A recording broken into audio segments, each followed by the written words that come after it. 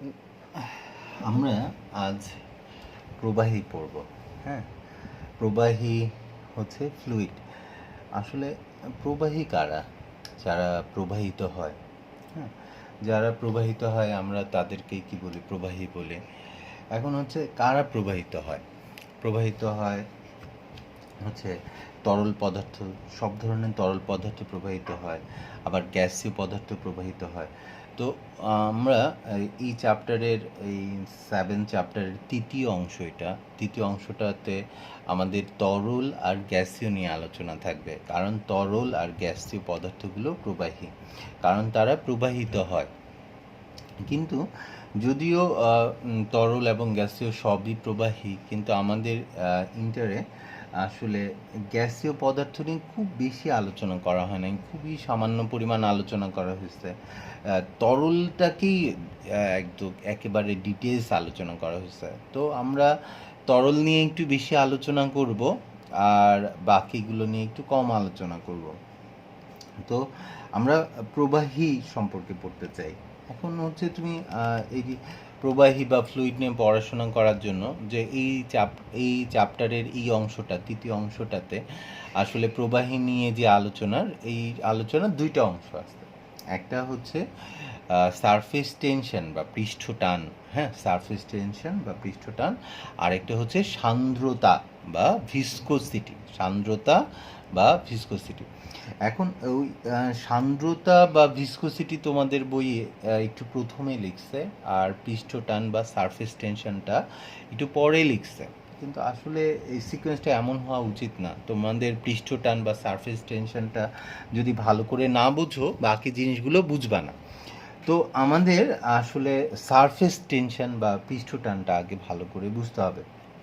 তরলের পৃষ্ঠটান, আসলে আমরা তরলের পৃষ্ঠটান নিয়ে বেশি আলোচনা করব। তরল বা যে কোনো প্রবাহী পৃষ্ঠটান বা সারফেস টেন, আমরা তরলের পৃষ্ঠটান নিয়ে আলোচনা করব। আসলে তরলের পৃষ্ঠটান, তো আসলে পৃষ্ঠটান বা সারফেস টেনশন জিনিসটা কি? তোমাদের যেমন এই চ্যাপ্টারটা পড়তে যে অনেকগুলো প্রশ্ন থাকবে, অনেকগুলো প্রশ্নের উত্তর তুমি পেয়ে যাবা। বা আসলে আমাদের মনে অনেক প্রশ্ন যে ধরো পানি পোকা, তুমি পানির মধ্যে কিছু ধরনের পোকা দেখো যেগুলোকে ওরা ইংলিশে বলে ওয়াটার স্ট্রাইডার বা পানি পোকা বলে। ওই পানি পোকাগুলো দেখবা পানির উপর দিয়ে কিলবিল করে হেঁটে চলে যেতে পারে। তুমি পানি পোকা পানির উপর দিয়ে হাঁটতে পারে, কিন্তু তুমি কি হাঁটতে পারো? বা মানুষ কি হাঁটতে পারে পানির উপর দিয়ে? না, তুমি ডুবে যাও, তুমি হাঁটতে পারো না। তারপর হচ্ছে দেখবা সুই, পেপার ক্লিপ, এগুলো পানিতে কিন্তু ভাসতে পারে। কিন্তু উম, কিন্তু অনেক ধরো লোহা, অন্যান্য সব পদার্থ কিন্তু পানিতে ভাসে না। সুইয়ের ঘনত্ব কিন্তু পানির ঘনত্ব থেকে বেশি। কিন্তু তারপরেও একটা সুই কিভাবে পানিতে ভাসে? আসলে তার পানিতে ভাসার তো কথা না। কারণ লোহার বল, স্টিলের বল, এগুলো ডুবে যেতে দেখো, কিন্তু সুই কেন পানিতে ভাসে? বা পেপার ক্লিপ কেন পানিতে ভাসে? দেখো, সুই বা পেপার ক্লিপ এদের ঘনত্ব বেশি, তার মানে কি পানির ঘনত্ব থেকে বেশি দেখে ভাই এটা ডুবে যাওয়ার কথা, কিন্তু এটা ডুবে যায় না। তারপর আমি যদি একটা ড্রপার দিয়ে কোথাও এক ড্রপ পানি দিলাম, ধরো একটা কাচের উপরেই এক ড্রপ পানি রাখলাম, তাহলে দেখবে পানির ফোঁটাটা সুন্দর গোল হয়ে থাকে। পানির ফোঁটা গোল হয়, সাবানের বুদবুদ গোল হয়, বৃষ্টির পানির ফোঁটা গোল হয়, তেলের ফোঁটা বা তেলের অ্যাড দেখলে দেখবা যে এক ধরনের অদ্ভুত একটা আকার, যেটাকে বলে অবলেট স্ফেরয়েড বলে বা উপগোলক বলে, বা এটাও গোলকের মতো, পিছনে একটা লেজের মতো আছে, ব্যাঙাচির মতো লেজ। তো এরকম কেন হয়? মানে হচ্ছে পানির ফোঁটা সবসময় গোল হয় কেন? সাবানের বুদ্ধি সব কিছুর গোল হওয়ার প্রবণতা কেন থাকে? তো এরপর হচ্ছে ধরো এই চ্যাপ্টারে তুমি দেখবা যে গাছের শিকড় দিয়ে কিভাবে পানি উপরে উঠে যায়, পাতা পর্যন্ত পানি উপরে উঠে যায় কেন? দেখবা কাদা মাটি ভেজা ভেজা থাকে, কিন্তু বালি আবার শুকনা শুকনা থাকে, মানে পুকুর পাড়ে দেখবা যদি কাদামাটি থাকে ওগুলো ভেজা ভেজা আছে, আবার সি বিচে যখন যাবা দেখবা যে বালি পাশে পানি আছে কিন্তু বালিগুলো শুকনা শুকনা থাকে। তো এইগুলো কেন?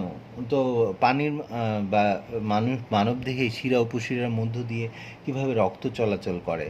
আবার হচ্ছে তুমি চিন্তা করো যে একটা বস্তু যখন মুক্তভাবে পড়ে, তুমি তো জানো যে প্রতি সেকেন্ডে তার বেগ 9.8 মিটার পার সেকেন্ড করে বৃদ্ধি পায়, কারণ অভিকর্ষ ত্বরণের মান জানো 9.8 মিটার পার সেকেন্ড স্কোয়ার। সেখান থেকে আমরা জানি কোনো একটা বস্তুকে মুক্তভাবে ছেড়ে দিলে তার বেগ প্রত্যেক সেকেন্ডে 9.8 মিটার পার সেকেন্ড করে বৃদ্ধি পায়।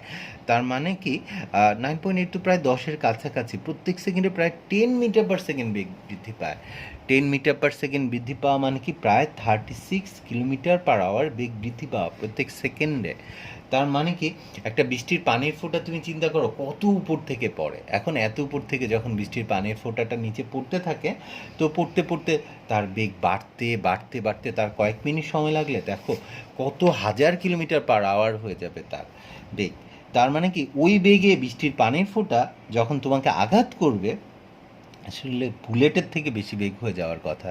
তাহলে মানে কি তুমি এত মজা করে বৃষ্টির পানিতে ভেজো, তো আহারে কি মজা। কিন্তু হচ্ছে আসলে যদি প্রতিনিয়ত যদি তার বেগ এভাবে বাড়তে থাকতো, তো আমি বৃষ্টিতে যখন ভিজতে যেতাম তখন আর কি ঝাঁঝরা হয়ে চলে আসতে হইতো আসলে।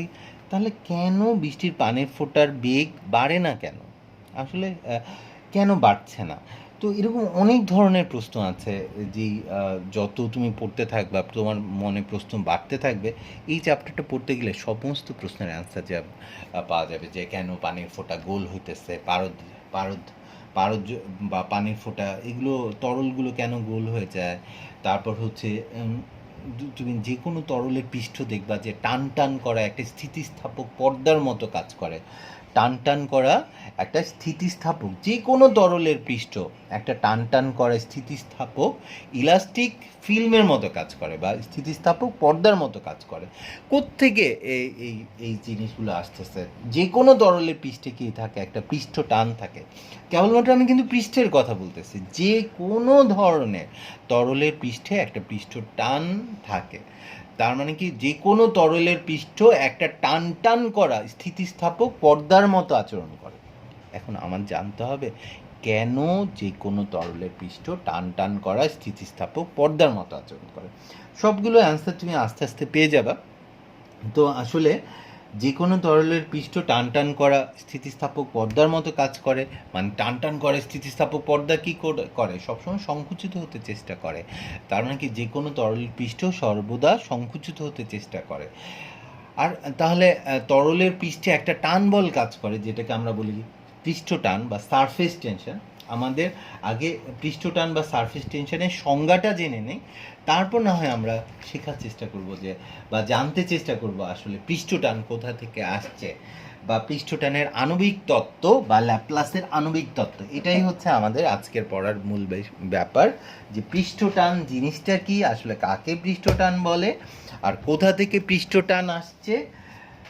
পৃষ্ঠটানের আণবিক তত্ত্ব বলে একটা তত্ত্ব আছে, পৃষ্ঠটানের ল্যাপ্লাসের তত্ত্ব বা আণবিক তত্ত্বটা কি, এটা হচ্ছে আজকে পড়বো আমরা।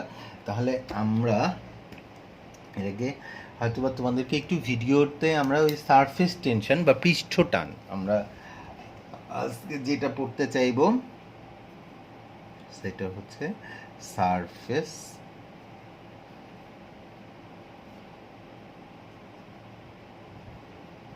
টেনশন।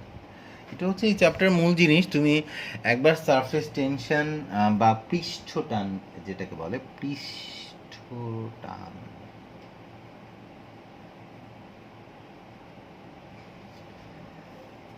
এটা হইল কিছু পৃষ্ঠ টান, পৃষ্ঠটান, সারফেস টেনশন বা পৃষ্ঠটান। সারফেস টেনশন বা পৃষ্ঠটান জিনিসটা কি? আচ্ছা, তোমার ফার্স্ট কথা হচ্ছে সারফেস টেনশন বা পৃষ্ঠটান, এটা হচ্ছে তরলের ক্ষেত্রে বলছে। হ্যাঁ, তরলের পৃষ্ঠটান। আচ্ছা, আমরা সবচেয়ে সহজ তরল, আমার কাছে সহজ বা সবচেয়ে কঠিন তরল হচ্ছে পানি। পানি ধরো 1 গ্লাস পানি নাও, 1 গ্লাস পানি নিলাম।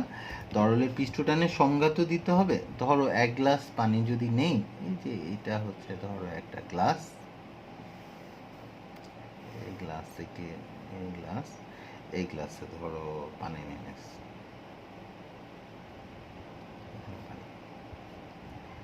ওয়াটার, হ্যাঁ পানি আছে। একটা গ্লাসে কিছুটা পানি নেওয়া হয়েছে, হ্যাঁ। এখন এই যে পানিটা নিচ্ছ, এই পানিটার পৃষ্ঠ, এই যে পৃষ্ঠ যেটা তুমি একদম স্ট্রেট লাইনে দেখাইছো, তরলের পৃষ্ঠ, এটাই হচ্ছে পানির পৃষ্ঠ। অন্য তেল নিলেও কিন্তু তেলের একটা পৃষ্ঠ থাকবে, যে কোনো তরল নাও না কেন এটার একটা পৃষ্ঠ থাকবে। তো ভাইয়া এখানের মধ্যে 1 গ্লাস পানি নিয়েছে, এটা হচ্ছে তরলের উপরিতল, তরলের উপরিতল। তরলের উপরিতল বলতে পারো, বা এটাকে আমরা বলতে পারি তরলের পৃষ্ঠ, তরলের পৃষ্ঠ, পৃষ্ঠ বলতে পারো, তরলের উপরিতল বা তরলের পৃষ্ঠ বলতে পারো এটাকে, হ্যাঁ। আচ্ছা, এই তরলের উপরিতল বা পৃষ্ঠকে বোঝানোর জন্য আমাদের একটা সাইন আছে, তোমরা উল্টা এরকম একটা ত্রিভুজ দিয়ে, হ্যাঁ, এরকম করে একটা বড় দাগ, তারপর আরেকটু ছোট দাগ, আরেকটু ছোট দাগ, আরেকটু ছোট দাগ, এরকম করে। তার মানে এই সাইনটা তুমি যেখানে ব্যবহার করবা ওইটার নিচে পানি আছে, মানে এটা দিয়ে ওয়াটার টেবিল বোঝায়। তো তুমি এখানেও এরকম করে দিয়ে যদি এরকম দাগ দিয়ে দাও, তাহলে আর কষ্ট করে পানি পানি পানি দিতে হবে না। এই দাগের নিচে কি আছে? পানি আছে। এই যে সাইনটা দিছো, এই সাইনের নিচে পানি আছে, এটা বোঝা যাবে, বা এটাকে ওয়াটার টেবিলের চিহ্ন বলে। আচ্ছা যাই হোক, এটা নিচে তরলের পৃষ্ঠটা এখানে, তার নিচে পানি। দরকার নেই তুমি ডট ডট দিয়ে পানি বুঝাতে পারো, কোনো সমস্যা নেই, এটা বুঝতেই হবে এমন কিছু না। এই যে তরলের পৃষ্ঠটা আছে, হ্যাঁ, এই তরলের পৃষ্ঠটা আমি যদি উপর থেকে দেখি, যেহেতু এটা একটা গোল গ্লাস, উপর থেকে দেখলে কেমন দেখা যাবে?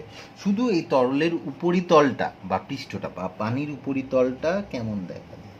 এই গোল গ্লাস এরকম গোল দেখা যাবে, আর এইটা হচ্ছে, এই জায়গাটায় হচ্ছে, পুরোটা জায়গায় হচ্ছে পানি, তাই না? এখন কোনো তরলের পৃষ্ঠের উপর, এইটা হচ্ছে তরলের পৃষ্ঠটা হচ্ছে এটা, এই তরলের পৃষ্ঠের উপর তোমাকে কি করতে হবে? একটা রেখা কল্পনা করতে হবে। এখন রেখা কল্পনা করব, এখন ফার্স্টেই তাহলে রেখা তো আমি অনেকভাবে কল্পনা করতে পারি। তো ফার্স্টে তোমার মনে প্রশ্ন জাগবে, ভাইয়া রেখাটা কিভাবে কল্পনা করব? তো যে কোনোভাবে রেখা কল্পনা করো। তুমি বললা কি একদম কল্পনা করতে বলছো, কল্পনা, এই যে এইভাবে রেখা কল্পনা করলো। বা আরেকজন বললো যে না, আমি এইভাবে রেখা কল্পনা করব না, আমি একটু অন্যভাবে রেখা কল্পনা করতে চাই। ধরো হচ্ছে কেউ, এই তো তোমার তরলের উপরিতল, এটা উপর থেকে দেখলে পানিটা এমন দেখা যাচ্ছে। তুমি রেখা যেভাবে খুশি সেভাবে কল্পনা করতে পারো। তুমি রেখা এভাবে কল্পনা করো, সোজাভাবে কল্পনা করতে হবে এমন কিছু না, যে কোনোভাবে একটা রেখা কল্পনা করতে পারো। তুমি একটা রেখা কল্পনা করলা, এখন ওই রেখার একটা দৈর্ঘ্য থাকবে, হ্যাঁ। এই রেখাটার দৈর্ঘ্যটা কত? মানে হচ্ছে দৈর্ঘ্য বলতে এটা বুঝাচ্ছি যে এতটুকু, এটার দৈর্ঘ্য হচ্ছে এল। ধরো এই রেখাটার দৈর্ঘ্য, দৈর্ঘ্য বলতে এটা বোঝাচ্ছি এল দৈর্ঘ্য, হ্যাঁ। এই রেখাটার দৈর্ঘ্য হচ্ছে এল। এখন এই রেখার এল দৈর্ঘ্যে এই রেখার সাথে লম্বভাবে, এই রেখার সাথে লম্বভাবে, এই রেখার সাথে লম্ব আঁকলে কেমন হয়? এইটা কিন্তু লম্ব, এই রেখার সাথে লম্বভাবে না বল কাজ করে। এই রেখার লম্বভাবে 90 ডিগ্রি কোণে এই ডান দিকে বল কাজ করে এইভাবে ডানে, বাম দিকে বল কাজ করে বামে, এরকম লম্বভাবে, লম্বভাবে ডানে বামে বল কাজ করে। পরে দিয়ে আমি বোঝার চেষ্টা করব এই বলটা কোথা থেকে আসছে। ধরো এখানে কি পরিমাণ বল কাজ করতেছে, সেটা হচ্ছে এফ। মানে ধরো রেখাটা তুমি যখন এইভাবে কল্পনা করবা, তখন এই রেখা লম্বভাবে এইভাবে বল কাজ করতেছে। এটার উপর লম্ব টানলে কেমন হবে? এমন, যে এগুলো সব লম্ব, মানে এই রেখাটার লম্বভাবে টোটাল এখানে কি পরিমাণ বল কাজ করতেছে, ধরো এর পরিমাণ, মানে এল দৈর্ঘ্যে এই রেখার উভয় পাশে লম্বভাবে বলটা কাজ করতেছে। এখন এই বলটা দিয়ে এই রেখার লম্বভাবে, এই যে এটা 90 ডিগ্রি বক্স দিয়ে আমরা বুঝতে পারি 90 ডিগ্রি কোণ করে এই বলটা কাজ করতেছে রেখার উভয় পাশে লম্বভাবে। এখন এই বলটা এই রেখাটাকে তুমি উপর থেকে যখন দেখতেছো, মানে এই তরলের পৃষ্ঠটা উপর থেকে দেখলে এরকম বৃত্তাকার দেখা যায়, সাইড থেকে দেখতে তো এই রেখার মতো দেখা যায়। এখন এই রেখাকে এই ছবিতে দেখতে কেমন দেখা যাবে?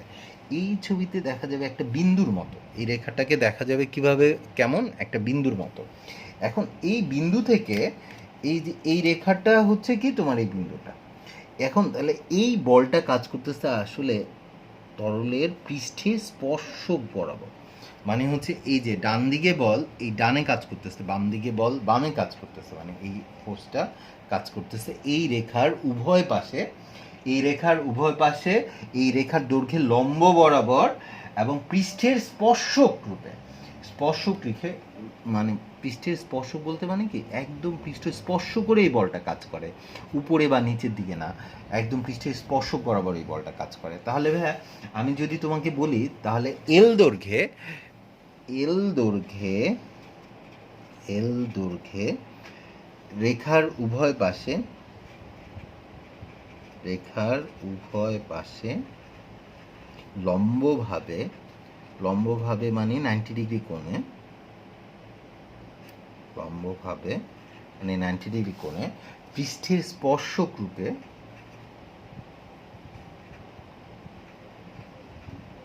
পৃষ্ঠের স্পর্শক বরাবর কি পরিমাণ বল ক্রিয়া করে? বরাবর এক পরিমাণ বল প্রয়োগ করে। তার মানে কি আমি বলতে পারি এল দৈর্ঘ্যের উভয় পাশে লম্বভাবে পৃষ্ঠের স্পর্শক বরাবর এক পরিমাণ বল কাজ করে। তাহলে আমি যদি বলি একক দৈর্ঘ্যে রেখার উভয় পাশে লম্বভাবে পৃষ্ঠের স্পর্শক বরাবর কি পরিমাণ বল কাজ করবে? F by L. এই যে একক দৈর্ঘ্যে এই রেখাটা লম্বভাবে পৃষ্ঠের স্পর্শক বরাবর যে বলটা কাজ করে এটাকে ওরা বলে পৃষ্ঠটান। পৃষ্ঠটান বা এটাকেই বলে সারফেস টেনশন। এটাকে টি দিয়ে প্রকাশ করতে পারো, পৃষ্ঠটান বা surface tension. T equal to F by L. এটা হচ্ছে পৃষ্ঠটান। তার মানে কি পৃষ্ঠটানের সংজ্ঞা হচ্ছে কোনো তরল পৃষ্ঠের উপরে আমরা যদি যে কোনো ধরনের তরল পৃষ্ঠের উপর একটা রেখা কল্পনা করি, একটা তরল পৃষ্ঠের উপর ধরো আমি একটা রেখা কল্পনা করলাম, এই রেখার একক দৈর্ঘ্যে, সেকেন্ড লাইনটা হচ্ছে সংজ্ঞা, ওই রেখার একক দৈর্ঘ্যে ওই রেখার সাথে লম্বভাবে এবং পৃষ্ঠের স্পর্শক রূপে রেখার উভয় পাশে যে বল ক্রিয়া করে তাকে তরলের পৃষ্ঠটান বলে।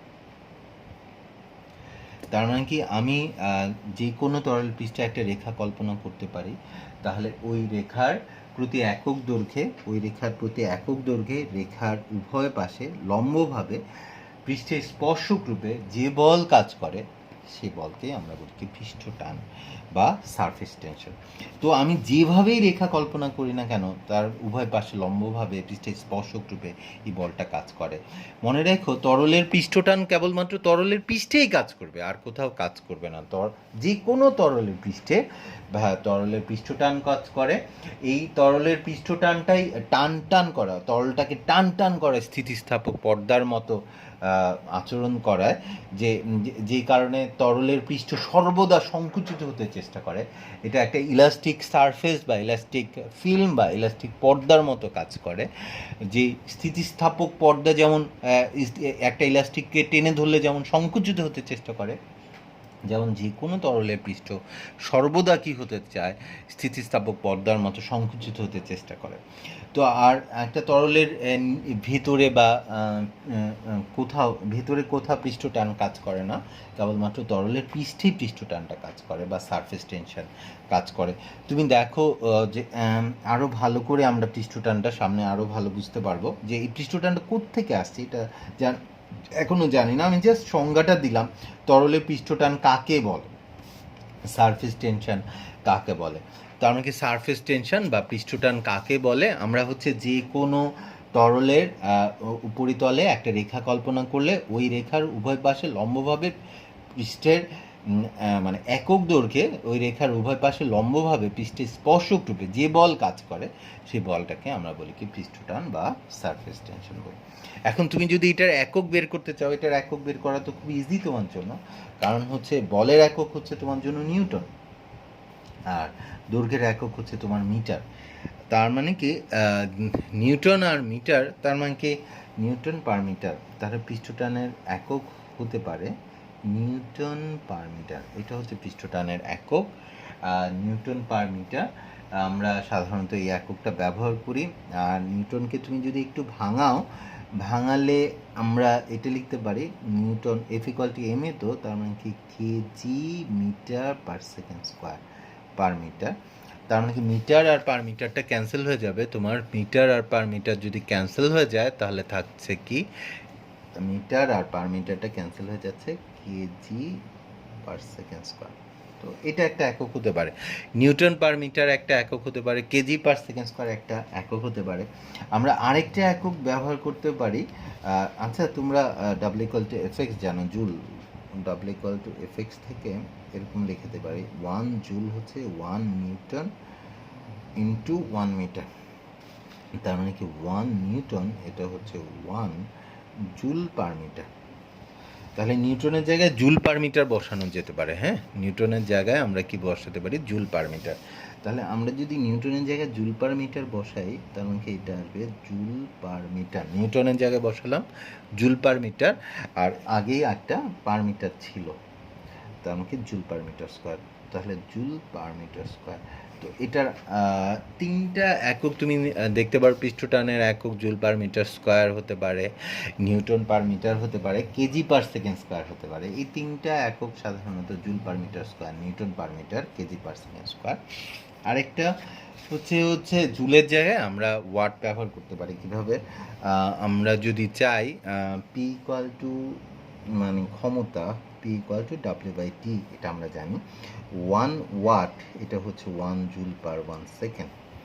তার মানে কি 1 জুল, এখান থেকে আমি লিখতে পারি 1 জুল = 1 ওয়াট সেকেন্ড। তাহলে জুলের জায়গায় ওয়াট সেকেন্ড বসানো যেতে পারে। তাহলে জুলের জায়গায় যদি ওয়াট সেকেন্ড বসাও তাহলে এটার আরেকটা একক হতে পারে watt second per metre square. এই চারটা একক আমরা বেশি ব্যবহার করি। Watt second per metre square চারটা একক জানা আর কি, আর কিছু নাম watt second per metre square, watt second per metre square, watt second per metre square, watt second আর newton per metre, joule per metre square, KG per second square. আমরা আসলে ব্যবহার করব নিউটন পার মিটার, এই এককটা ব্যবহার করব Newton per metre. পৃষ্ঠটানের একক আমরা ব্যবহার করব নিউটন পার মিটার, এটা ব্যবহার করব। আর কেজি পার সেকেন্ড স্কোয়ার এটা মনে রাখলে সুবিধাটা হচ্ছে এটা যে আমরা এটার মাত্রা সহজে বলতে পারবো, মাত্রা। তো স্বভাবত এটার মাত্রা কি হবে? কেজি থেকে mt-2। কারণ পৃষ্ঠটানের মাত্রা হবে এরকম mt-2, mt-2 হচ্ছে পৃষ্ঠটানের মাত্রা, নাথিং এলস। হ্যাঁ, আচ্ছা ঠিক আছে, আমাদের পৃষ্ঠটানের সংজ্ঞাটা মনে রাখতে হবে একক নিউটন পার মিটার। আপাতত এটা মনে রাখো, তবে এখান থেকে বিভিন্ন একক বলা যায়। পৃষ্ঠটানের সংজ্ঞাটা দয়া করে মনে রেখো। আর বিভিন্ন জিনিসের পৃষ্ঠটান সম্পর্কে আইডিয়া থাকা লাগবে যে কার পৃষ্ঠটান কেমন হতে পারে। যেমন হচ্ছে পানির 0 ডিগ্রি সেলসিয়াস তাপমাত্রায় পানির পৃষ্ঠটান, যেমন পানির পৃষ্ঠটান হচ্ছে পৃষ্ঠটান 72 × 10⁻³ নিউটন পার মিটার। এখন তাপমাত্রা পরিবর্তন করলে আবার পৃষ্ঠটান চেঞ্জ হয়ে যায়। যে মানে পানির কোনো একটা তরলের পৃষ্ঠটান কিসের উপর নির্ভর করে এটা আমরা আবার পরে দেখব। যেমন পানির পৃষ্ঠটান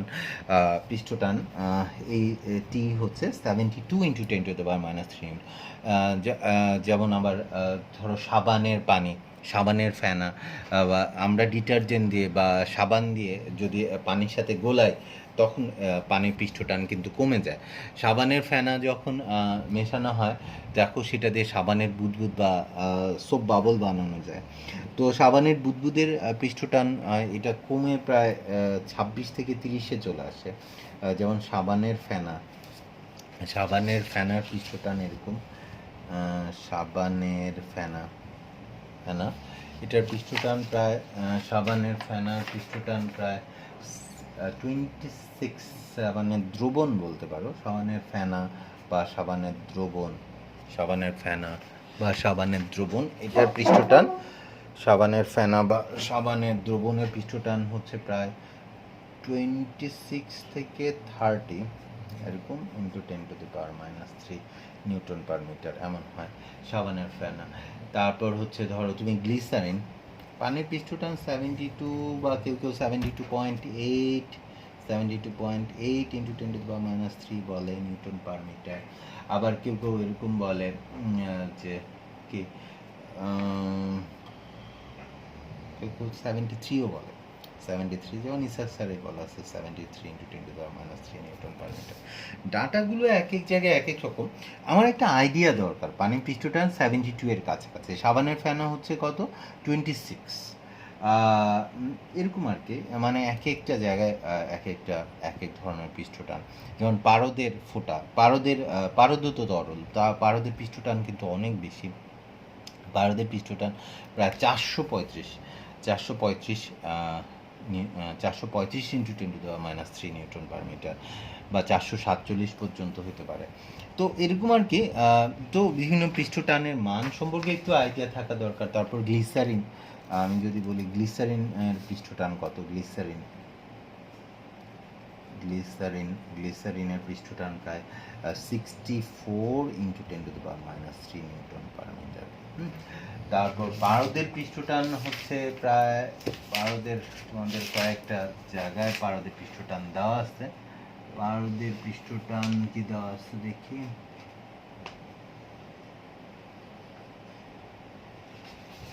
পারদ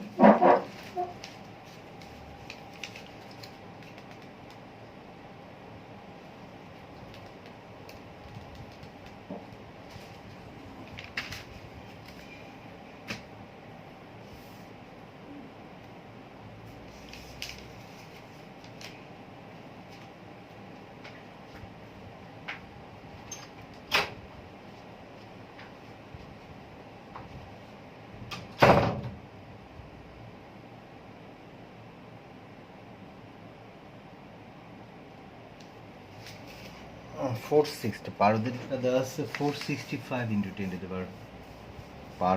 পারদের পৃষ্ঠটান দেওয়া আছে 465।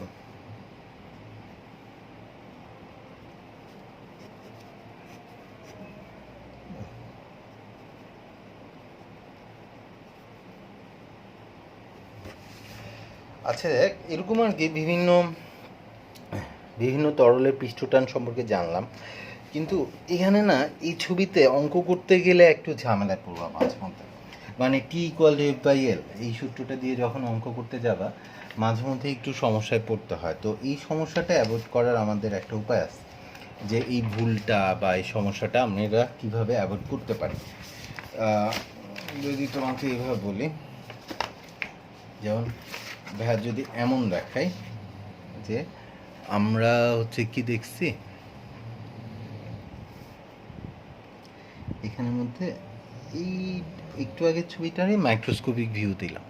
এটা হচ্ছে তরলের উপরিতলটা বা তরলের পৃষ্ঠ, এখানে পানি আছে, পানির পৃষ্ঠটা ওই গ্লাস ভর্তি পানি, উপর থেকে দেখলে ওইটার পৃষ্ঠটা এটা। এখন তুমি যে রেখাটা, কাল্পনিক যে রেখা, প্র্যাকটিক্যালি তোমাকে বলবে যে এখানে একটা তার ছিল, হ্যাঁ, 10 সেন্টিমিটার দৈর্ঘ্যের একটা তার ছিল, সেই তারটাকে টেনে তুলতে কী পরিমাণ বলের প্রয়োজন হবে। তো আমার এখানে যে তারটা থাকবে, আমি একটু মাইক্রোস্কোপ দিয়ে তারটাকে দেখি। এই তারের দৈর্ঘ্য 10 সেন্টিমিটার, ঠিক আছে, কোনো সমস্যা নাই, বা এই তারের দৈর্ঘ্য যে একটু মাইক্রোস্কোপ দিয়ে দেখালে এই তারটা কিন্তু একটু মোটা মোটা তার। এই যে এটা হচ্ছে তার। তাহলে তারের দৈর্ঘ্য যে এল, দেখো এই দিকে হচ্ছে তার দৈর্ঘ্য হচ্ছে এল, আবার এইখানে তারের দৈর্ঘ্য হচ্ছে এল। তাহলে তোমার যে বল কাজ করতেছে, তোমার বল তো এই ডানেও কাজ করতেছে বামেও কাজ করতেছে। এই দৈর্ঘ্যে লম্বভাবে ডানে বামে কাজ করতেছে না বলগুলো, তার মানে কি এই ডানে বামে এই সব দিকে লম্বভাবে ডানেও কাজ করতেছে। তাহলে এই এল দৈর্ঘ্য বলগুলো কাজ করতেছে, এই এল দৈর্ঘ্য বলটা কাজ করতেছে। তাহলে এই দৈর্ঘ্যটা যদি এল হয়, তারের দৈর্ঘ্য বা বাস্তব কোনো সুতার দৈর্ঘ্য যাই হোক, এটার দৈর্ঘ্য যদি এল হয়, তাহলে তোমার যে টোটাল এফ পরিমাণ বল এই তারের লম্বভাবে উভয় পাশে যে কাজ করতেছে, সেটা কি আসলে এল দৈর্ঘ্যে কাজ করতেছে? তো আমার কথা হচ্ছে এইখানে আছে এল দৈর্ঘ্য, এখানে আছে এল দৈর্ঘ্য, এল এল হচ্ছে টোয়াইস এল। যারা আরও বেশি চালাক তারা বলবে ভাইয়া এখানেও তো দৈর্ঘ্য আছে, এখানেও তো দৈর্ঘ্য আছে। এটা কিন্তু ভাইয়া তারের প্রস্থটা নগণ্য, তাই আমরা এই দৈর্ঘ্যকে নেগলেক্ট করতেছি। কিন্তু তুমি এই বড় দৈর্ঘ্যটাকে কিভাবে নেগলেক্ট করবা? এই দৈর্ঘ্যকে নেগলেক্ট করতে পারবা না। তাহলে আসলে হবে কি, টোয়াইসেল দৈর্ঘ্যে এই তারের উভয় পাশে, তারের উভয় পাশে লম্বভাবে স্পর্শক বরাবর কি পরিমাণ বল কাজ করতেছে? এফ পরিমাণ বল। তাহলে একক দৈর্ঘ্যে লম্বভাবে বল কাজ করতেছে কতটুকু? এফ বাই টোয়াইস এল। তাহলে আসলে তোমার পৃষ্ঠ টান হওয়ার কথা এইটা, এই এফ বাই টোয়াইস এল, এটা হওয়ার কথা পৃষ্ঠ টান। তার মানে কি এফ বাই টোয়াইস এল, এটা হচ্ছে তোমার পৃষ্ঠ টান হওয়ার কথা, মানে T equal to F by twice L. অঙ্ক করার সময় একটু খেয়াল রেখো, তোমার এফ বাই এল দিয়ে অঙ্কগুলো হবে না। কেন? এটা বোঝা যাচ্ছে, কারণ আমার এফ বলটা এল টোয়াইস এল দৈর্ঘ্যে কাজ করতেছে, আসলে এল দৈর্ঘ্যে কাজ করতেছে না। তাহলে টি হচ্ছে এফ বাই টোয়াইস এল। এমনি তুমি বলে দিতে পারো এই টোয়াইস এলটাই, মানে তুমি তাত্ত্বিকভাবে বা সংজ্ঞা দেওয়ার সময় এল ধরে নিছো, আর কিছু না। তাহলে পৃষ্ঠ টান T equal to F by twice L. তো এতটুকুই দরকার যে আসলে পৃষ্ঠ টান সম্পর্কে ধারণাটা দরকার বা সংজ্ঞাটা দরকার। এখন আমরা জানতে চাই যে কোনো তরলের পৃষ্ঠে এই টান বলটা কোথা থেকে আসছে। তো এখন একটা মানুষ আছে ল্যাপ্লাস তার আণবিক তত্ত্বের মাধ্যমে খুব সুন্দরভাবে দেখা দিচ্ছে যে আসলে যে কোনো তরলের পৃষ্ঠে এই পৃষ্ঠটানটা কোথা থেকে আসে, যে কোনো তরলের পৃষ্ঠে আমরা এই পৃষ্ঠটানটা কোথা থেকে পাই। তো আমরা এটা দেখতে চাইব ল্যাপ্লাসের আণবিক তত্ত্ব। পৃষ্ঠটানে ল্যাপ্লাসের আণবিক তত্ত্ব আমরা শিখতে চাইব। পৃষ্ঠটানে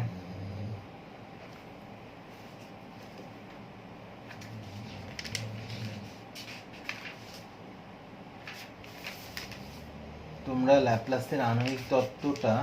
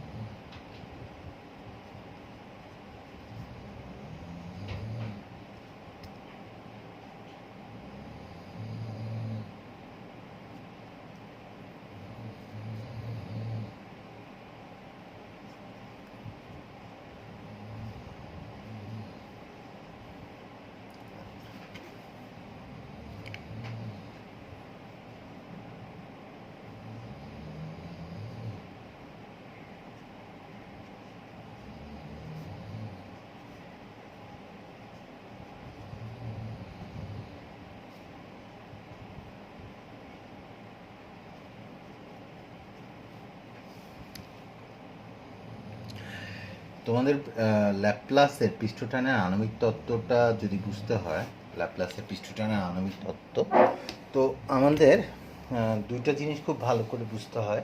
সেটা এক নম্বর জিনিস হচ্ছে কি, আন্তঃআণবিক আকর্ষণ বল বলতে আমরা একটা ধারণা জানতে হয়, আন্তঃআণবিক আকর্ষণ বল।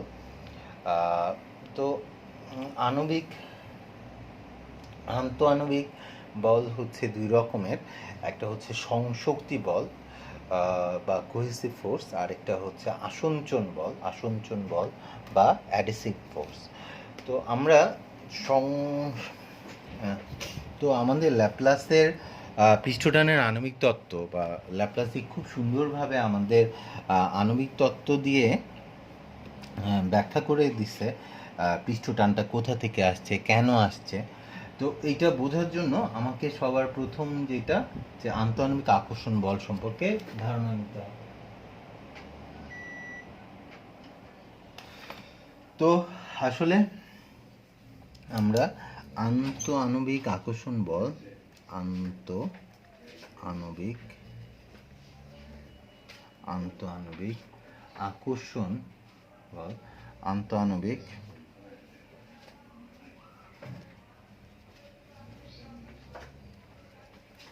আকর্ষণ বল আন্তঃআণবিক আকর্ষণ বল হচ্ছে দুই রকমের।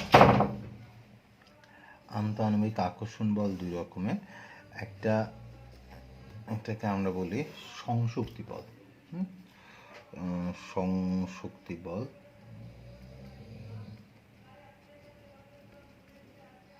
সংশক্তি বল বা কেউ কেউ বলে সংশক্তি বল বা কেউ কেউ বলে সংযুক্তি বল। সংযুক্তি বল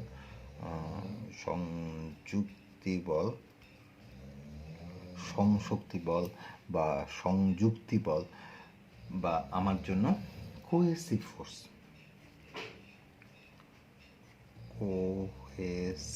ফোর্স। সংশক্তি বল, সংযুক্তি বল বা কোহেসিভ ফোর্স।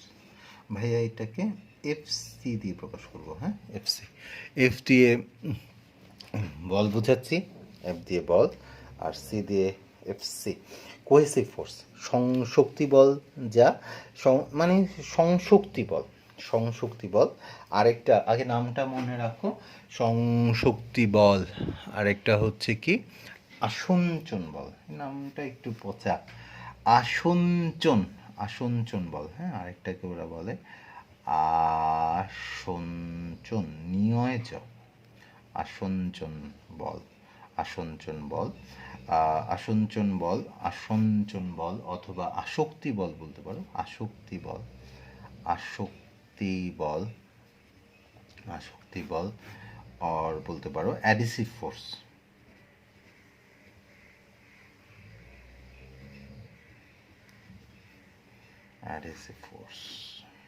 এটাকে ভাইয়া এফ এ দিয়ে প্রকাশ। তো একটা হচ্ছে সংশক্তি বল আর একটা হচ্ছে কি তোমার জন্য আসঞ্চন বল। তো আন্তঃআণবিক আকর্ষণ বল, তো আমরা জানি তো দুইটা অণুর মধ্যে যে আকর্ষণ বল সেটাই তো আন্তঃআণবিক আকর্ষণ বল, তাই না? দুইটা অণুর মধ্যে যে আকর্ষণ না আমরা, হ্যাঁ ঠিক আছে, দুইটা অণুর মধ্যে যে আকর্ষণ বল তাকে আমরা আন্তঃআণবিক আকর্ষণ বল বলি।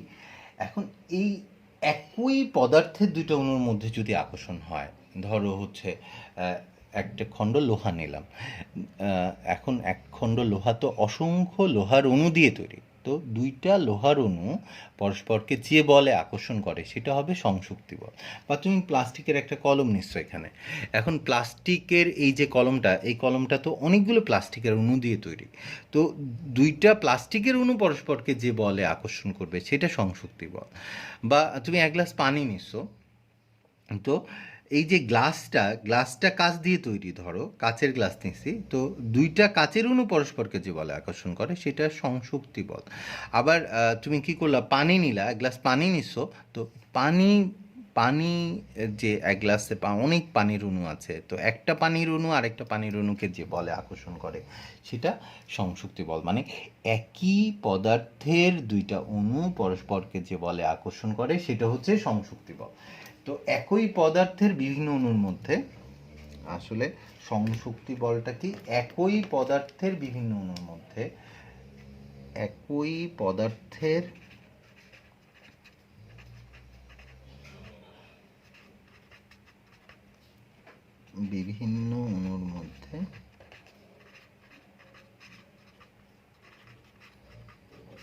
মধ্যে পারস্পরিক আকর্ষণ বল।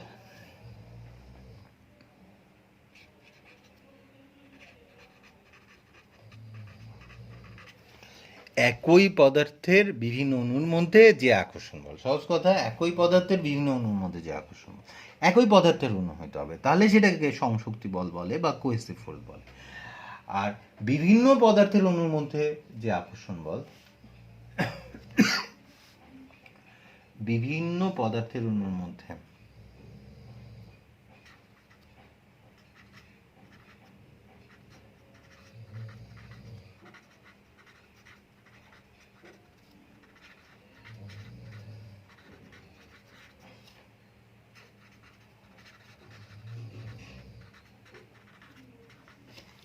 বিভিন্ন পদার্থের অণুর মধ্যে যে আকর্ষণ বল তাকে আমরা কি বলি?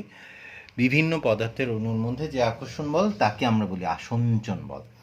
আচ্ছা, ছোটবেলায় আমরা কম বেশি সবাই স্যারকে চক দিয়ে ব্ল্যাকবোর্ডে লিখতে দেখছি।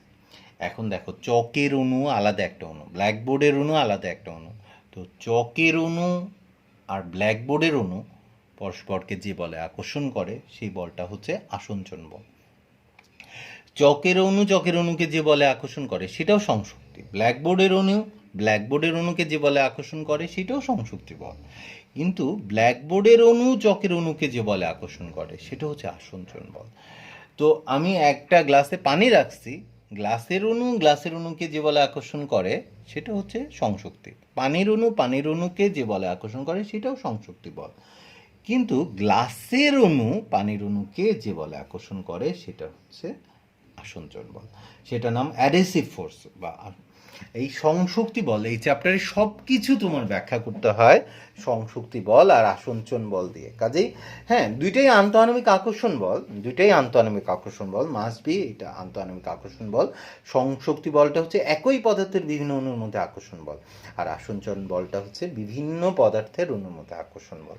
তো এই সংশক্তি বল বা আসঞ্চন বল, এদের হ্যাঁ, এইটা সম্পর্কে তোমার ধারণা অবশ্যই থাকতে হবে। একটাকে আমরা বলি কোহেসিভ ফোর্স আর একটাকে আমরা বলি অ্যাডহেসিভ ফোর্স। তো ভাইয়া, একটাকে এফসি দিয়ে প্রকাশ করবো আর একটাকে এফএ দিয়ে প্রকাশ করবো। এই চ্যাপ্টার অনেক কিছু বোঝাতে যে আমাদের এই সংশক্তি বল বা আসঞ্চন বলটা কাজে লাগে। আচ্ছা, সবসময় যে কোনো আকর্ষণ বল বলো বা যে কোনো বিকর্ষণ বল বলো, তো একটা নির্দিষ্ট দূরত্ব পর্যন্ত বা একটা রেঞ্জ পর্যন্ত কি করে, এই এই আকর্ষণ বলটা কাজ করে। যেমন এমন কখনো মানে তুমি এখানে একটা চুম্বক রাখলা, চুম্বক কী করতে পারে, আকর্ষণ বিকর্ষণ করতে পারে, বা একটা লোহাকে ধরো আকর্ষণ করবে। তো এখন ওই চুম্বকের আশেপাশে একটা লোহা থাকলে সেই লোহাকে সে আকর্ষণ করলো, কিন্তু পাশের রুমে একটা লোহা রেখে এই রুমে একটা চুম্বক রেখে দিলে কি আকর্ষণে পাশের রুম থেকে লোহাটা চলে আসবে? তা তো আসবে না। তাহলে একটা ব্যাপার বুঝো, প্রত্যেকটা আকর্ষণ বিকর্ষণের একটা ক্ষেত্র থাকে, একটা এরিয়া থাকে বা সীমা থাকে। তো কতটুকু এলাকা জুড়ে আকর্ষণ বিকর্ষণ কাজ করবে, মানে কতটুকু দূরত্ব। তো এই যে আন্তঃআণবিক আকর্ষণ বল, এটার একটা পাল্লা আছে। এই যে আমাদের যে সংশক্তি বল বা আসঞ্চন বল, এটার একটা পাল্লা। হ্যাঁ, তোমার আন্তঃআণবিক আকর্ষণ বলের পাল্লা বা রেঞ্জ, পাল্লা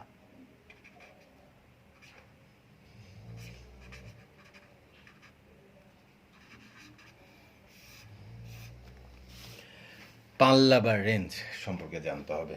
যে ধরো দুইটা অণু একই পদার্থের দুইটা অণুকে পরস্পরকে আকর্ষণ করবে। হ্যাঁ, অবশ্যই দুইটা অণু পরস্পরকে আকর্ষণ করবে। দুইটা অণুর মধ্যে এই আকর্ষণ বলটা বা সংশক্তি বলটা সর্বোচ্চ যে দূরত্ব পর্যন্ত অনুভূত হয় বা সর্বোচ্চ যে দূরত্ব পর্যন্ত এই আকর্ষণ বলটা সক্রিয় থাকে তাকে আন্তঃআণবিক আকর্ষণ বলের পাল্লা বলে বা রেঞ্জ বলে।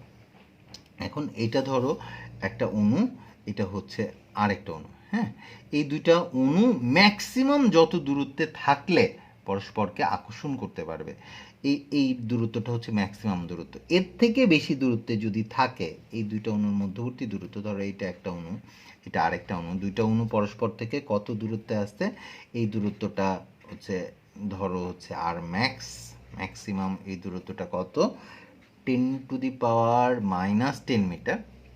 এটা হচ্ছে বলছে শাহজাহান তপন স্যার, বলছে 10⁻⁻10 মিটার, আর ইসাক স্যার এই দূরত্বটাকে বলছে 10⁻⁹ মিটার।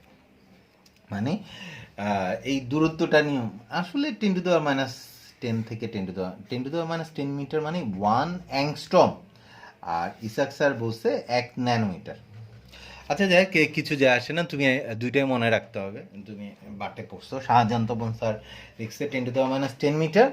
তো দুইটা অণুর মধ্যে সর্বোচ্চ কত দূরত্ব পর্যন্ত সংশক্তি বল কাজ করে বা আসঞ্চন বল কাজ করে বা আন্তঃআণবিক আকর্ষণ বল কাজ করে, সর্বোচ্চ ম্যাক্সিমাম কত দূরত্ব পর্যন্ত কাজ করে। ধরো 10⁻10 মিটার, এটা কিন্তু অনেক ছোট, এটা খালি চোখে কেন নর্মাল অনুবীক্ষণ যন্ত্র দেখতে পারবা না। 10⁻9 মিটারই নর্মাল অনুবীক্ষণ যন্ত্রে দেখা যায় না, কারণ ন্যানোমিটার দেখার জন্য আমার ইলেকট্রন মাইক্রোস্কোপ লাগে। সাধারণ তোমার বায়োলজি ল্যাবের যে অনুবীক্ষণ যন্ত্র সেটা দিয়েও ন্যানোমিটার দেখা যায় না। তার মানে কি, দুইটা অণুর মধ্যবর্তী দূরত্ব যদি 10⁻9 মিটার অথবা 10⁻10 মিটার, তো আরও ছোট 1 অ্যাংস্ট্রম দৈর্ঘ্য দেখতে মাস্ট বি ইলেকট্রন মাইক্রোস্কোপ দরকার। তো 10⁻, মানে তার থেকে 10 গুণ ছোট আর কি। মানে শাহজাহান তপন স্যার বলতেছে যে 10⁻10 মিটার, সর্বোচ্চ 10⁻10 মিটার পর্যন্ত এই আকর্ষণ বল কাজ করবে।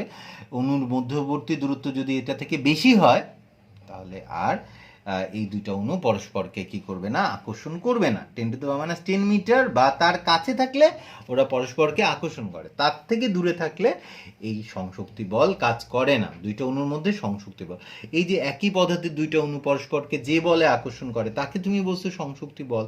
এই সংশক্তি বল সর্বোচ্চ যে দূরত্ব পর্যন্ত কাজ করতে পারবে, এর বাইরে মানে এই দূরত্ব থেকে বেশি দূরত্বে থাকলে এই বলটা কাজ করে না। তো এই দূরত্বটাকে আমরা বলি সংশক্তি বলের পাল্লা বা রেঞ্জ বলে, বা আন্তঃআণবিক আকর্ষণ বলের পাল্লাও বলতে পারো এটাকে আমরা আন্তঃআণবিক আকর্ষণ বলের বা আণবিক আকর্ষণ বলের পাল্লা বলতে পারি।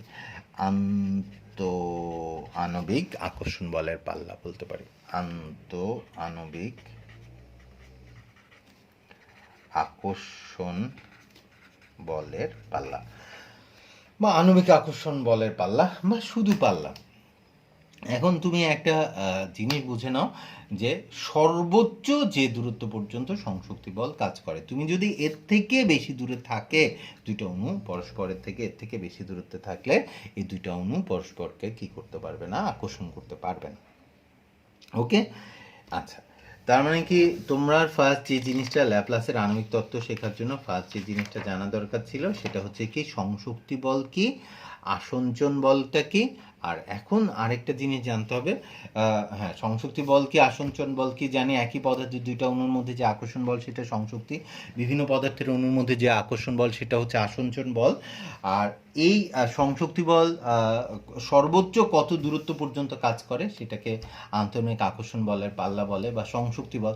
এই দুইটা অণুর মধ্যবর্তী দূরত্ব সর্বোচ্চ যখন 10⁻10 মিটার বা 10⁻9 মিটার, ততক্ষণ পর্যন্ত এটা পরস্পরকে আকর্ষণ করতে পারে। তাদের মধ্যবর্তী দূরত্ব এর থেকে বেশি যদি হয় তাহলে কি করতে পারে না, এই দুইটা অণুর মধ্যে কোনো সংশক্তি বল কাজ করে না, এই দুইটা অণু পরস্পরকে আকর্ষণ করতে পারে না।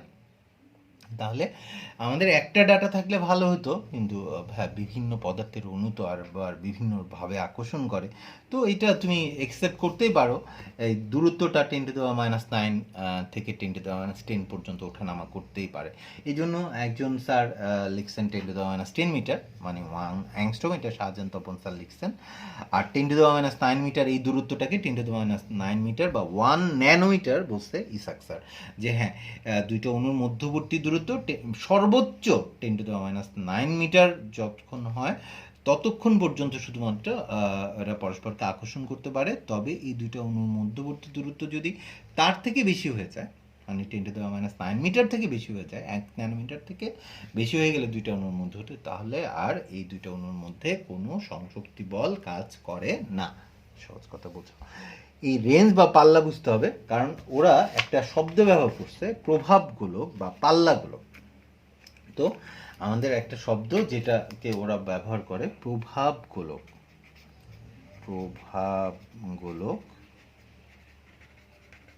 বা পাল্লাগুলোক, ওরা বলে প্রভাবগুলোক বা পাল্লাগুলোক।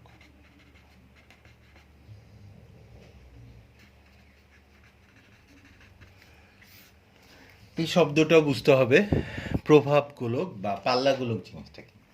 ধরো তোমাকে যদি ভাই এভাবে বলি, প্রভাব গোলক বা পাল্লা গোলক জিনিসটা কি, তুমি যদি এটা দেখো যে আমি এখানের মধ্যে একটা অণু নিলাম, এই যে এই ডট দিয়ে কিন্তু একটা অণু বোঝাচ্ছি, হ্যাঁ, এটা হচ্ছে একটা অণু।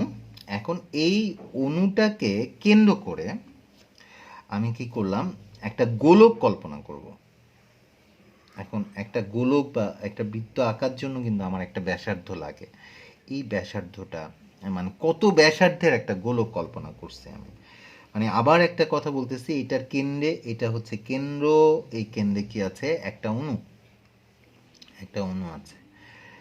একটা অণু একটা অণুকে কেন্দ্রে রেখে আমি কি করব, 10⁻⁻10 মিটার অর 10 মানে আসলে এই দূরত্বটা হচ্ছে কি ওই পাল্লা, আন্তঃআণবিক আকর্ষণ বলের যে পাল্লা বসলা, যেটা দূরত্বটা নিয়ে আমরা কনফিউজ, কারণ দুইটা লিখছে, একজন লিখছে 10⁻⁹ মিটার আর এটা 10⁻⁹ মিটার, তো এই জন্য আমরা দুইটাই পড়তেছি আর কি।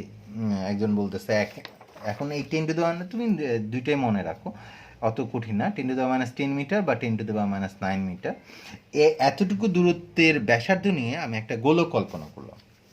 দেখতে এটা বৃত্তের মতো মনে হলেও এটা একটা বৃত্ত না, এটা একটা গোলক, একটা গোলক কল্পনা করে নিচ্ছি। তার মানে কি, আসল কথা আমরা 10⁻10 মিটার বা 10⁻9 মিটার এটাকে কি বলি, আমরা হচ্ছে এটাকে বলি পাল্লা। মানে এই যে অণুটার আন্তঃআণবিক আকর্ষণ বলের যে পাল্লাটা বা রেঞ্জ, এই পাল্লার সমান ব্যাসার্ধ নিয়ে, এই পাল্লার সমান ব্যাসার্ধ নিয়ে একটা গোলক কল্পনা করলাম।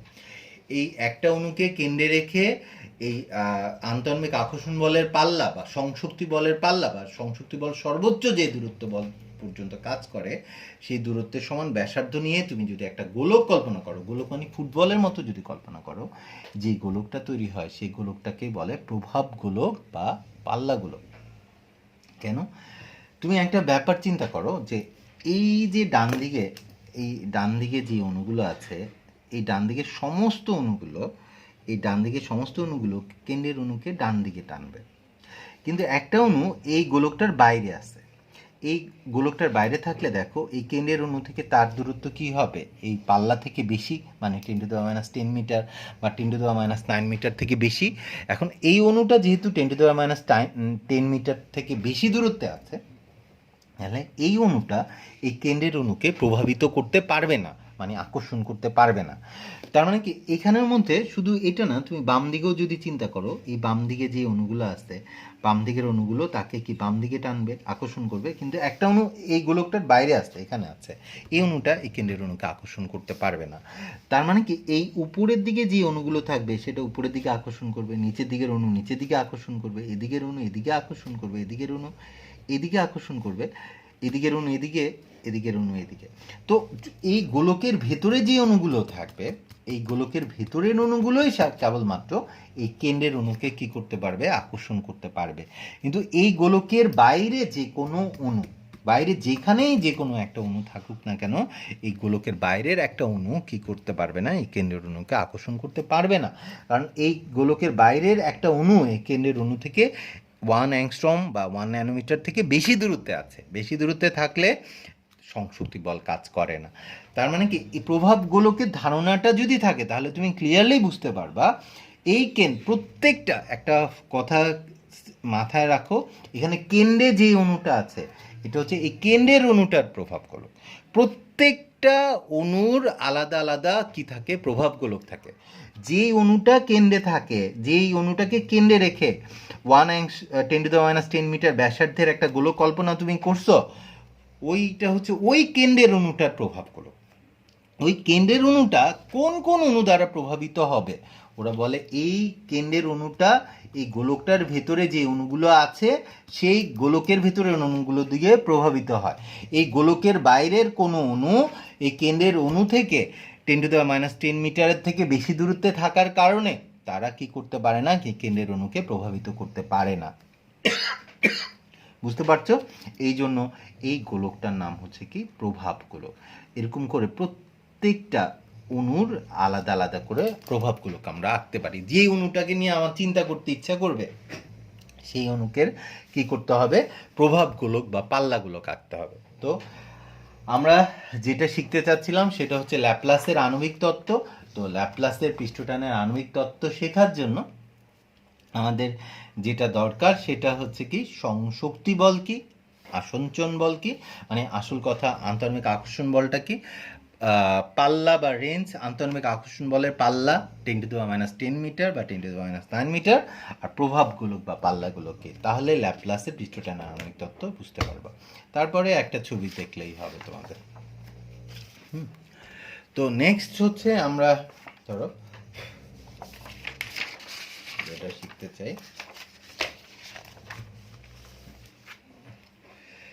সেটা হচ্ছে ল্যাপ্লাসের আণবিক তত্ত্বের জন্য আমাদের বড় সড়ো একটা ছবি লাগবে। আচ্ছা ঠিক আছে, ধরো বড় সড়ো একটা ছবি দরকার। খাতাটাকে একটু বাঁকা করে নেব, বেটার হয় কাগজটাকে, যেহেতু বড় জায়গা লাগবে। ল্যাপ্লাসের আণবিক তত্ত্বে তুমি কি করো, প্রথমে একটা বিকারের কথা চিন্তা করো। বিকারটা একটু বড় করে আঁকছি, এই টাইপের।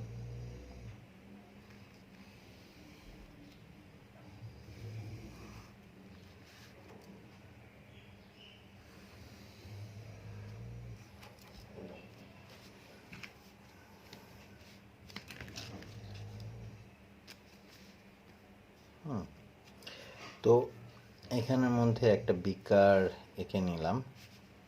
এখন এখানের মধ্যে একটা উপরিতল দিয়ে দাও।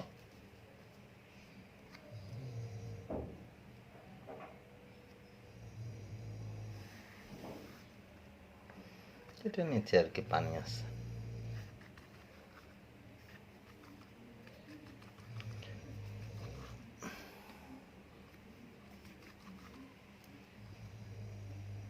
আমরা এই সাইনটা ব্যবহার করতে পারি চাইলে। এখন ধরো এই যে পানির উপরিতল, ধরো একটা বিকার নিচ্ছি, বিকারের এটা হচ্ছে আমার পানির উপরিতল, যে যেভাবে বোঝো, এটা হচ্ছে পানির উপরিতল।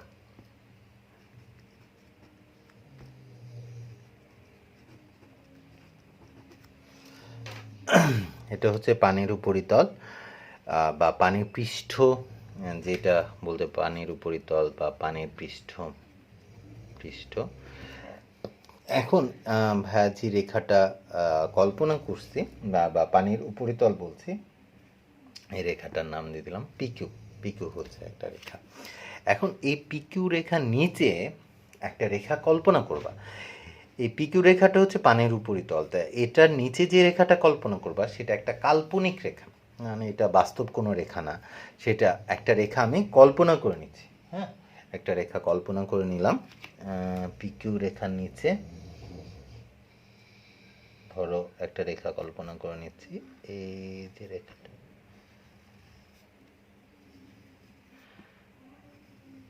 এই রেখাটা হচ্ছে আরএস রেখা।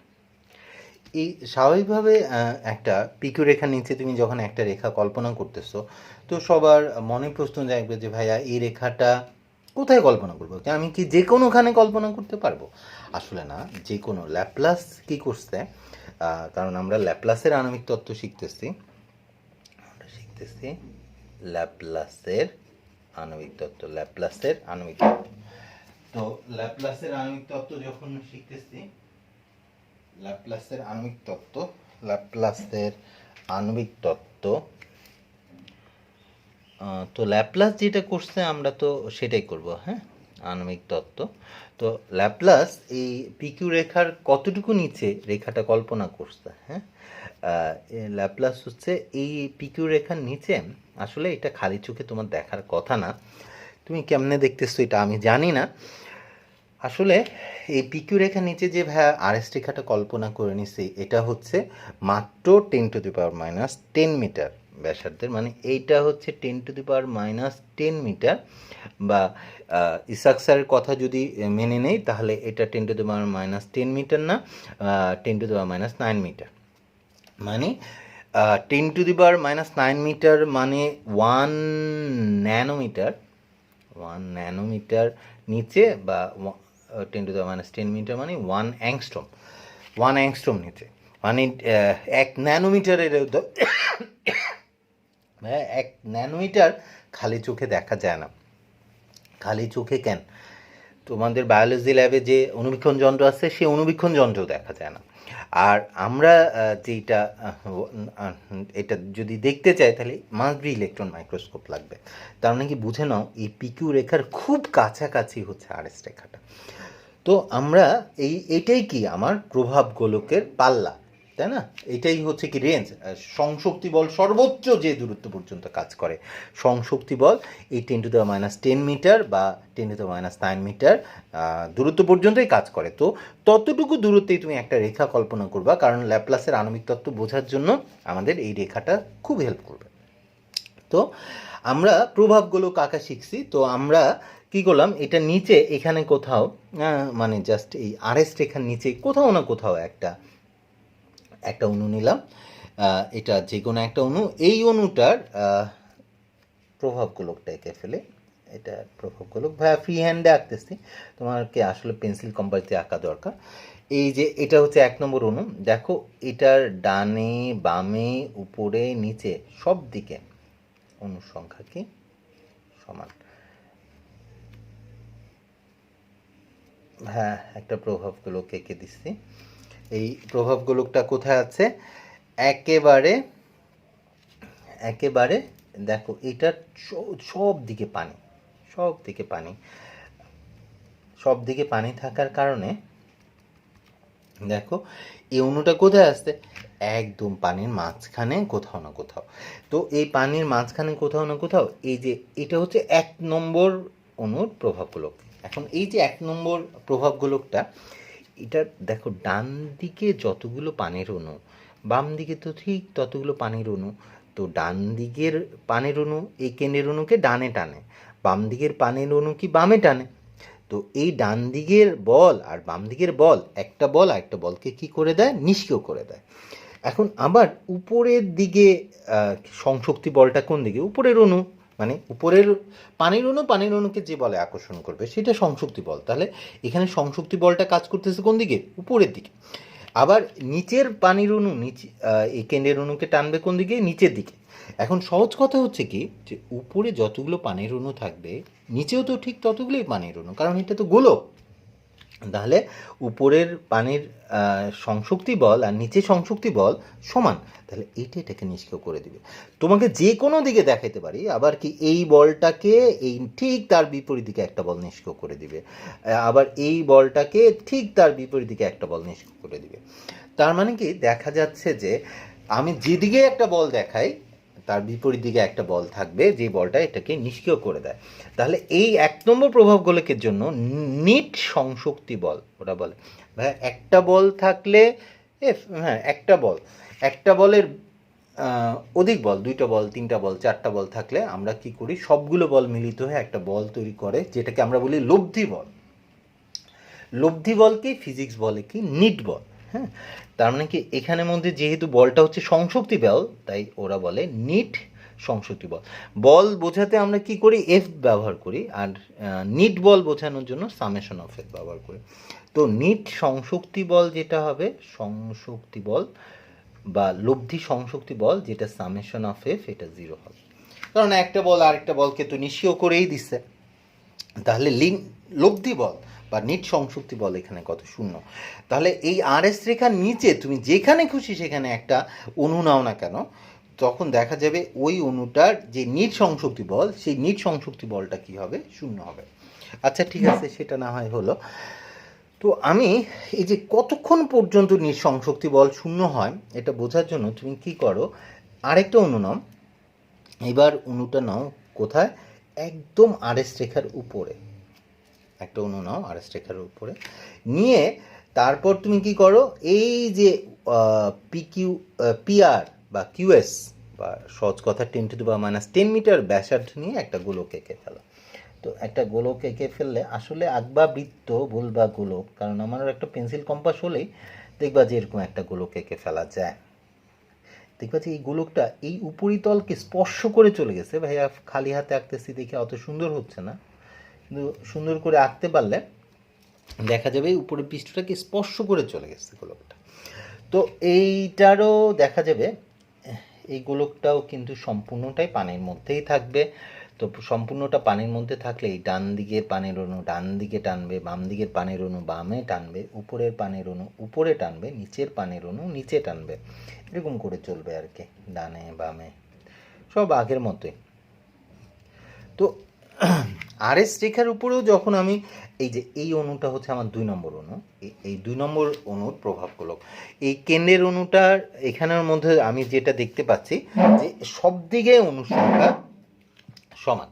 এখন সব দিকে অণুর সংখ্যা সমান মানে উপরের অণু উপরে পানির অণুর সংশক্তি বল উপরের দিকে, এই কেন্দ্রের অণুকে টানবে কোন দিকে? উপরের দিকে। নিচের দিকের পানির অণু টানবে নিচের দিকে, ডানে টানবে ডান দিকে, বামে টানবে বাম দিকে। তার মানে কি আলটিমেটলি এই বলকে নিষ্ক্রিয় করে দিবে, উপরেরটা নিচেরটাকে নিষ্ক্রিয় করে দিবে, এটাকে এটা নিষ্ক্রিয় করে দিবে, এটাকে এটা নিষ্ক্রিয় করে দিবে। তা আলটিমেটলি কি এখানেও কি হচ্ছে, নিট সংশক্তি বল শূন্য হয়ে যাচ্ছে। লব্ধি এখানেও নিট সংশক্তি বল কত? শূন্য। ভাইয়া এই ছবিটা আঁকতাম না, এই ছবিটা আঁকছি শুধু এটা বোঝানোর জন্য, এই আরএস রেখা এবং আরএস রেখার নিচে যে কোনোখানে তুমি একটা অণু নাও না কেন, অণু এনে তার প্রভাবগুলো কাটলে দেখবা লব্ধি সংশক্তি বল বা নিট সংশক্তি বল শূন্য হয়। এখন আমি কি করব, এই আরএস রেখার উপরে উপরে যে কোনোখানে একটা অণু নাও। তো তারপর থার্ড যে ছবিটা আঁকতে চাই যে আরএস রেখাটার উপরে কোথাও না কোথাও একটা অণু নাও, নিয়ে তার প্রভাবগুলোকে এঁকে ফেলো।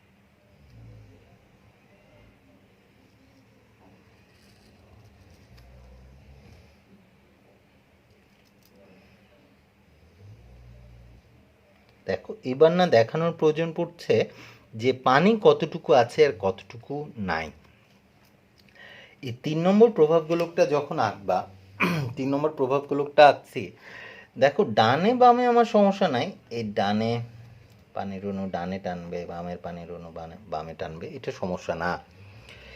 শুধু উপরে আর নিচের টুক দেখো, এই যে প্রভাব গোলক, এই প্রভাব গোলকের কিছুটা অংশ ফাঁকা, দেখো এই অংশটা ফাঁকা,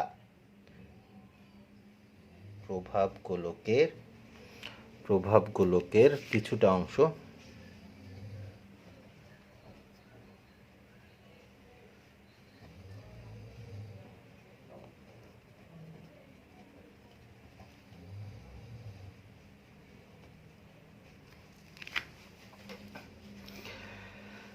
মানে ওখানে পানি নাই, প্রভাব গোলকের কিছুটা অংশ ফাঁকা, আর এর নিচে কি আছে? পানি আছে। তো তুমি এখানে বলতে পারো এই যে ডান দিকে আর পানির অণুগুলো ডানে টানতেছে, বাম দিকের পানির অণুগুলো বামে টানতেছে, উপরের পানির অণু উপরে টানতেছে, নিচের পানির অণু নিচে টানতেছে। এখন ডানে বামে নিয়ে চিন্তা করো না, শুধুমাত্র এটুক দেখলে তুমি বুঝতে পারবা উপরে পানির অণুর সংখ্যা আর নিচে পানির অণুর সংখ্যা এই দুটো কি সমান? উপরে পানির অণুর সংখ্যা কম, নিচে পানির অণুর সংখ্যা বেশি। তো আমার মাথায় কাজ করতেছে কম পানির অণু কম বল দিবে, বেশির পানির অণু বেশি বল দিবে। তাহলে এইখানের মধ্যে উপরের বল আর নিচের বল এটা কি একটা আরেকটাকে নিষ্ক্রিয় করতে পারবে না? যেহেতু নিচে পানির অণুর সংখ্যা বেশি, তাই সংশক্তি বলটা বা লব্ধি বলটা, নিট বলটা কোন দিকে কাজ করবে? নিচের দিকে কাজ করবে।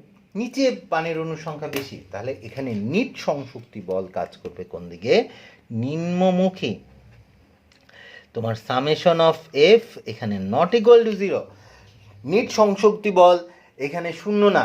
তার মানে কি আমি আরএস রেখার উপরে কোনো একটা অণু যদি কল্পনা করি, তাহলে দেখা যায় আরএস রেখার উপরে যে অণুটা কল্পনা করলাম তার উপরে পানির অণুর সংখ্যা কম, নিচে পানির অণুর সংখ্যা বেশি।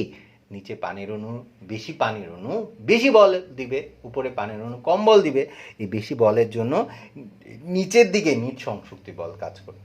তুমি যত মুক্ত তলের কাছাকাছি যাবা, মানে পিকিউ রেখার কাছাকাছি যত যাবা, দেখবা উপরে ফাঁকা অংশের পরিমাণ তত বাড়তে থাকবে। দেখো তুমি যদি এই 4 নম্বর ছবিটা যে কল্পনা করছো, এই 4 নম্বর ছবিটা দেখো এখানে ফাঁকা অংশের পরিমাণ কি 4 নম্বর ছবিতে,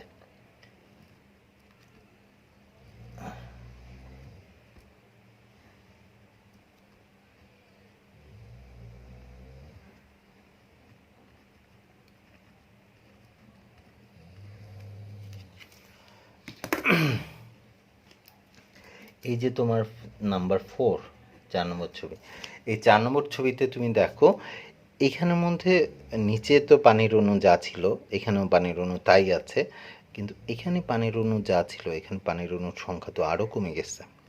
তাহলে এখানেও নিট সংশক্তি বল কোথায় কাজ করতেছে? নিট সংশক্তি বল তাহলে নিচের দিকে কাজ করতেছে, আর নিচের বেশি পানির অণু ওকে নিচের দিকে। এখানে নিট সংশক্তি বলের মান যত, এখানে নিট সংশক্তি বলের মান তার থেকে আরও বেশি, মানে নিচে পানির অণুর সংখ্যা বেশি, উপরে পানির অণুর সংখ্যা কম, তার মানে কি এখানে নিট সংশক্তি বল বাড়ছে।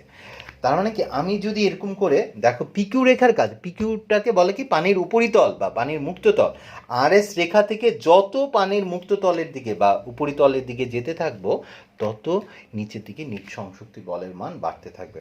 এখন তুমি যেতে যেতে একদম মুক্ততলে যদি চলে আসো, এই যে এখানে যদি একটা রেখা কল্পনা, একটা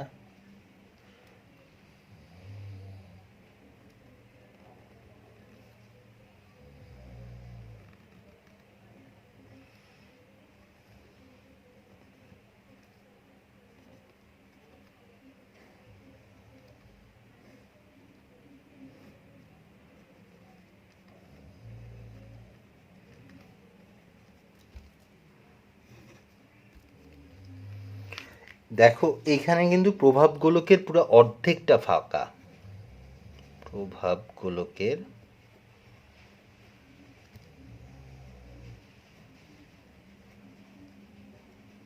অর্ধেক ফাঁকা, পুরো অর্ধেকটা ফাঁকা, ওখানে কিছু নাই। আর নিচের অর্ধেক তো, উপরের দিকে তো কোনো বলই নাই, তো এখানের মধ্যে নিচের দিকে যে সংশক্তি বল, এখানের মধ্যে উপরের দিকে কোনো বল নাই, তার মানে কি এখানে নিচের সমস্ত পানির অণু ওকে কি নিচের দিকে টানতেছে। এখানে সামেশন অফ এফ, এটা কি হবে ম্যাক্সিমাম, এটা সর্বোচ্চ সর্বোচ্চ সংশক্তি বল কাজ করবে। তাহলে তুমি যে জিনিসটা বুঝতে পারলা সেটা হচ্ছে এটা, যে আমি 4-5টা ভিজুয়ালি দেখানোর চেষ্টা করছি যে আরএস রেখা এবং আরএস রেখার নিচে যদি কোনো একটা অণু নেই, সেই অণুগুলোর চারপাশে সমান সংখ্যক পানির অণু থাকার কারণে নিট সংশক্তি বল শূন্য হয়। কিন্তু এই আরএস রেখার উপরে কোনো একটা অণু কল্পনা করলে দেখা যায় যে সে নিচের দিকে কি করে, নিট সংশক্তি বল অনুভব করে।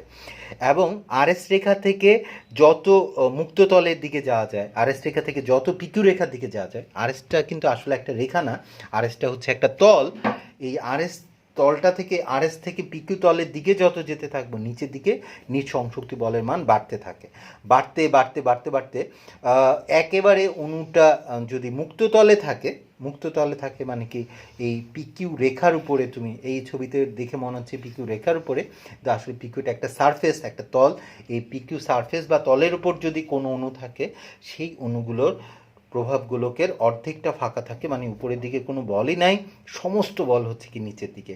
তার মানে কি ওখানেই নিট সংশক্তি বলটা কি হয়, সর্বোচ্চ হয়।